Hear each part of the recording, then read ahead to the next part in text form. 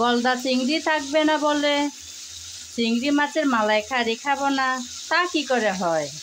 দেখুন বন্ধুরা, আজকে আমি কিভাবে এই চিংড়ি মাছগুলো দিয়ে মজাদার চিংড়ি মাছের মালাইকারি রান্না করি। সেই চিংড়ি মাছের মালাইকারি বানানোর জন্য আমি এরকম চিংড়ি মাছগুলো নিয়েছি। প্রথমে কেটে ধুয়ে পরিষ্কার করে নিলাম। এখন লবণ আর হলুদ মাখিয়ে নেব। প্রথমে দিয়ে দিলাম লবণ, তারপর হলুদ। লবণ আর হলুদ মেখে আমি প্রথমে চিংড়ি মাছগুলো তেলে ভেজে নেব। চিংড়ি মাছগুলো ভেজে নেওয়ার জন্য চুলায় একটা প্যান বসিয়ে তাতে পরিমাণ মতো তেল দিয়ে দিলাম। তেল গরম হয়ে গেল। গরম তেলে লবণ আর হলুদ মাখা চিংড়ি মাছগুলো দিয়ে দিলাম। আমি তো সাদা তেলেই চিংড়ি মাছ ভাজার জন্য বসিয়েছি। আপনাদের যদি ভালো না লাগে তাহলে সরষের তেল দিয়েও বসাতে পারেন। আমার কেন যেন ভালো লাগে না সরষের তেলের ফ্লেভারটা চিংড়ি মাছের মালাইকারিতে, সেজন্য সরষের তেল দিই নাই। একটা সাইড ভাজা হয়ে গেল, আমি এখন আরেকটা সাইড উল্টিয়ে দিচ্ছি। আপনারা তো জানেন চিংড়ি মাছ ভাজতে কিন্তু খুব বেশি সময় লাগে না।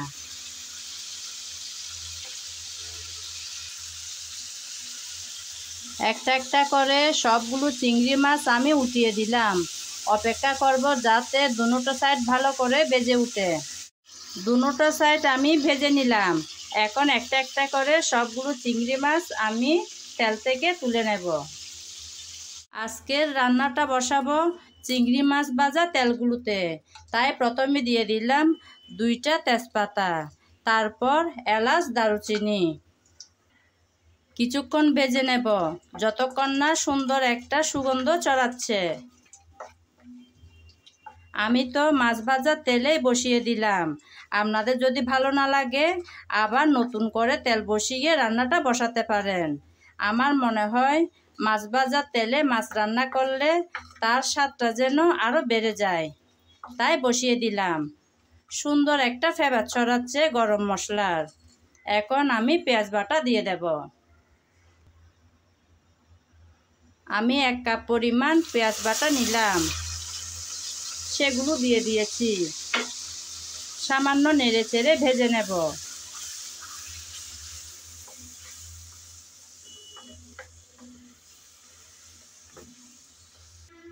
কিছুক্ষণ নেড়ে চেড়ে ভেজে নিলাম।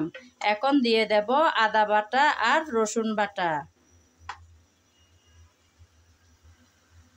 প্রথমে দিলাম রসুন বাটা, তারপর দিলাম আদা বাটা। আদা আর রসুন বাটা দিয়ে আবারও নেড়ে চেড়ে ভালো করে কষিয়ে নেব, যাতে কাঁচা গন্ধটা একদম চলে যায়।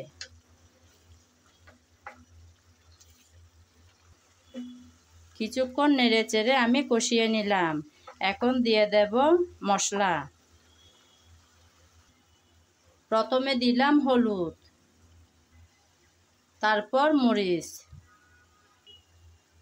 তারপর জিরা, ধনিয়া, গরম মশলা সব একসাথে গুঁড়ো করা পাউডার। এখন দিলাম স্বাদ মতো লবণ। আবারও আমি নেড়ে চেড়ে ভালো করে মশলা কষিয়ে নেব। মনে রাখতে হবে মশলা যেন পুড়ে না যায়। মশলা পুড়ে গেলে কিন্তু তরকারির ঘ্রাণটা একদম বিশ্রী হয়ে যায়, তখন আর খেতে ভালো লাগে না। এদিকে মশলাগুলো কষতে থাকুক। আমি আজকে চিংড়ি মাছের মালাইকারি রান্না করব এই যে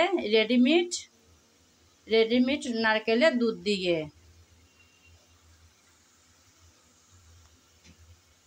কিছুক্ষণ আমি কষিয়ে নিয়েছি। আবারও একটু পানি দিয়ে ভালো করে কষিয়ে নেব। মনে রাখতে হবে তরকারির ভালো মন্দ স্বাদ আসে কিন্তু কষানোর উপর।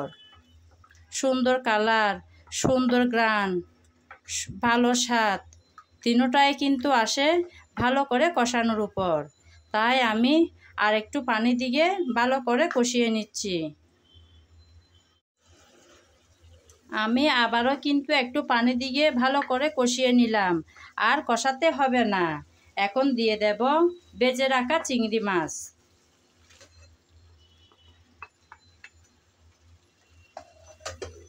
চিংড়ি মাছগুলো দিয়ে আমি 2-3 মিনিট ভালো করে কষিয়ে নেব।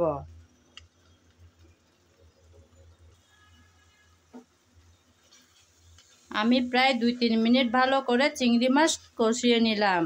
আর কষাতে হবে না। এখন দিয়ে দেব নারকেলের দুধ। এই যে নারকেলের দুধ দিয়ে দিচ্ছি।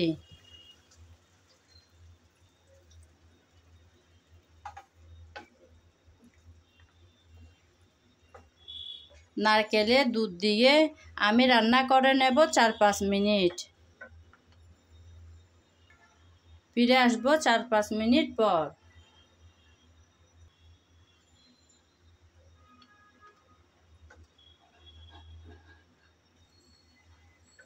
আমি 4-5 মিনিটের মতন চুলার আগুনটা মাঝারি আঁচে রেখে রান্না করে নিলাম।